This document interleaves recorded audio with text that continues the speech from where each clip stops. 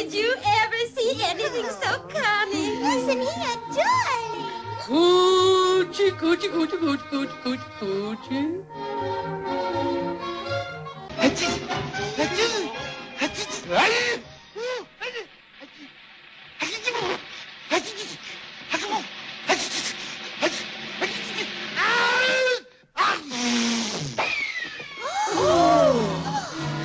Is it possible? Isn't there some mistake? Just look at those.